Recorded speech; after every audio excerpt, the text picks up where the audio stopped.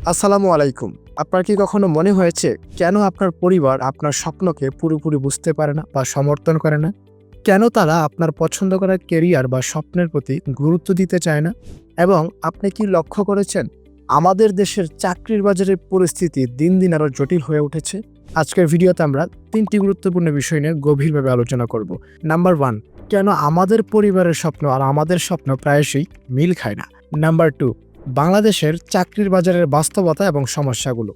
Number 3, কিভাবে পরিবার এবং নিজের স্বপ্নের মধ্যে একটি ভারসাম্য তৈরি করা যায়। এই ভিডিওটি আপনার জীবনের অনেক প্রশ্নের উত্তর দিতে পারে, তাই ভিডিওটি শেষ পর্যন্ত দেখুন।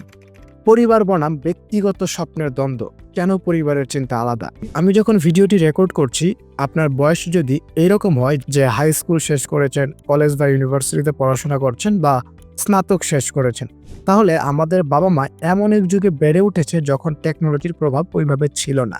এখন যেভাবে সবকিছুর মধ্যে টেকনোলজির ছোঁয়া রয়েছে, এবং তাদের সাথে আমাদের একটা বিশাল জেনারেশনের পার্থক্য রয়েছে, যেটা হচ্ছে এই ভিডিওটি রেকর্ড করার প্রধান কারণ। আমাদের বাবা মা এমন এক যুগে বেড়ে উঠেছেন যখন চাকরি ছিল জীবনের সবচেয়ে বড় নিরাপত্তার উৎস। সরকারি চাকরি ছিল স্বপ্নের চাকরি। ব্যবসা বা অন্য কোনো ঝুঁকিপূর্ণ কাজ তাদের কাছে সঠিক পথ বলে মনে হয় না। বাবা মা আমাদের ভবিষ্যৎ নিয়ে দুশ্চিন্তা করেন। তারা চান আমরা এমন একটি পথ বেছে নিই যেখানে চাকরি পাকা থাকবে এবং অর্থনৈতিক নিরাপত্তা নিশ্চিত হবে। কিন্তু আজকের তরুণরা সৃজনশীল, তারা নতুন কিছু করতে চায়। তারা বাবা মায়ের সেই তথাকথিত কেরিয়ার প্ল্যানের বদলে আইটি সেক্টর বা ডিফারেন্ট কোনো সেক্টর, ফ্রিল্যান্সিং, ইউটিউবে কন্টেন্ট তৈরি, স্টার্ট আপ বা ভিন্নধর্মী কোনো ক্যারিয়ার বেছে নিতে আগ্রহী। কিন্তু এই নতুনত্ব পরিবার বুঝতে পারে না, কারণ ওনারা এই ধরনের ক্যারিয়ারের সফলতা ওইভাবে দেখতে পায়নি। কারণ ওনারা ডিজিটাল দুনিয়াটা এখনো ভালোভাবে বুঝে উঠতে পারেনি।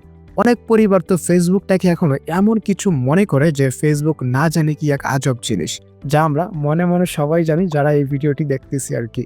আর এদিকে আমাদের মূল্যবান সময় চলে যাচ্ছে সময়ের গতিতে। আমাদের বাবা মা আমাদেরকে বলেন ডাক্তার, ইঞ্জিনিয়ার বা সরকারি চাকরি ছাড়া কি আর কিছু আছে? বেকার হয়ে তো বসে থাকবে। আর আপনি ভাবছেন আমি প্রোগ্রামিং, ডিজিটাল মার্কেটিং, ইউটিউবিং বা ফ্রিল্যান্সিং করতে চাই, কিন্তু পরিবার এটাকে কাজ মনে করে না। কারণ ওনারা জানে না যে অনেক তরুণ তরুণী এই সেক্টরে পরিশ্রম করে তারা মাসে মাসে অনেক টাকা পয়সা উপার্জন করছে। বাংলাদেশের বর্তমান চাকরি বাজারের বাস্তবতা। বাংলাদেশে প্রতি বছর লক্ষাধিক শিক্ষার্থী বিশ্ববিদ্যালয় থেকে পাশ করছে। প্রতি বছর প্রায় 20 লাখেরও বেশি শিক্ষার্থী সরকারি চাকরির জন্য পরীক্ষা দেয়। অথচ পদ সংখ্যা মাত্র 5 থেকে 10,000। আর বেশিরভাগ পোলাপাইন এই জায়গাটাতেই ধরাটা খায়, যেখানে চাকরির তুলনায় অমানানসই অতিরিক্ত শিক্ষার্থীদের পরীক্ষায় অংশগ্রহণ করাই 1 নম্বর সমস্যা। যেখানে অনেক পোলাপাইন এসএসসি, এইচএসসি এবং পরবর্তী পড়াশোনার সাবজেক্টেও ভালোভাবে পড়ালেখা না করে ফেসবুক, ইউটিউব, ইনস্টাগ্রামের রিলস দেখে সে শুক্রে 8 দিন পড়ালেখা করে সরকারি চাকরির জন্য পরীক্ষা দিতেই থাকে, বেশিরভাগ সময় পরিবারের স্বপ্ন পূরণ করার জন্যে। বয়স শেষে চাকরি না পেয়ে হুদায় আজাইরা দোষ দেয় সরকারকে আর কপালকে, এবং সার্টিফিকেটও ছিঁড়ে কিন্তু আশেপাশে আমরা দেখতে পাই। এইখানে মামা চাচা খালুর কথা নাই বললাম, যদিও আমাদের দেশে এইসব নিয়ে অনেক ধরনের সমস্যা আছে। আমরা ছোট্ট, গরিব এবং দুর্নীতিগ্রস্ত দেশের মানুষ। এখানে সবকিছু এইভাবে চাইলেই হবে না যে চলাফেরা করলাম আমেরিকান স্টাইলে আর বিচার চাইবে পুরা সৌদি স্টাইলে, এরকমটা হবে না। আবার এখানে এটাও অনেকে জানে যে সে যেই লেভেলের পড়াশোনা করে আসছে তা দিয়ে সরকারি চাকরি পাওয়া সম্ভব না। তাও সে যদি থাকে নসিবে আপনি আপনি আসিবে, এই কথার উপর ভিত্তি করে পরীক্ষা দিতেই থাকে বাবা মার সরকারি চাকরির স্বপ্ন ইচ্ছা করার জন্য, আর সময় নষ্ট করে। আর এদিক দিয়ে পৃথিবী চলতেছে পুরা দৌড়ের গতিতে, আর অনেক পোলাপাইন পড়ালেখা না করে নিজের যেই ইচ্ছাটা সেই ইচ্ছা মতো কাজ না করে সে কল্পনা আঁকতেছে ওই সরকারি চাকরির শেষ বয়সের পেনশনের টাকার বান্ডিলে। আর বয়স হচ্ছে 35, সরকারি চাকরি না পেয়ে আমসালা এবং পেনশনের টাকা সহ সবই হারাচ্ছে। এইটাই হলো সমস্যা। যেখানে আমাদের দেশের শিক্ষা ব্যবস্থা তথ্য নির্ভর, প্র্যাকটিক্যাল কাজ বা স্কিল ডেভেলপমেন্টের ঘাটতি এবং পরিবারের জোরপূর্বক চাপিয়ে দেওয়া কেরিয়ার প্ল্যান এবং সিদ্ধান্ত গ্রহণে অসচেতনতার কারণে এই সমস্যাগুলি আরও ব্যাপকভাবে বৃদ্ধি পাচ্ছে। এবং প্রযুক্তি ও ডিজিটালাইজেশনের যুগে programming, design industry, digital marketing এবং অটোমেশনের স্কিলের চাহিদা থাকলেও সেইগুলি পারিবারিকভাবে শেখানোর উদ্যোগ অনেকাংশেই কম। দেশের অধিকাংশ শিক্ষার্থী স্নাতক পর্যায়ে পরিবারের চাপে তাদের পছন্দের সাবজেক্টে পড়ালেখা করতে পারে না, যা তাদেরকে জব মার্কেটের জন্য প্রস্তুত করে না। তখনই কালো অন্ধকার বা ডিপ্রেশন নেমে আসে একটি শিক্ষার্থীর জীবনে। আর ঠিক সেই সময়টাতেই অনেক পরিবার বলে, এত কষ্ট করে পড়াশোনা করাইলাম, এখনো কেন কিছু করতে পারছো না?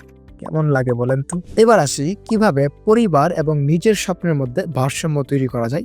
পরিবারকে বোঝানোর কৌশল: ওনাদেরকে ইনফরমেশন দিয়ে বোঝান, তাদেরকে দেখান নতুন ধরনের ক্যারিয়ারে কিভাবে সফল হওয়া সম্ভব। একাধিকবার তাদের সাথে আলোচনায় বসেন এই বিষয় নিয়ে।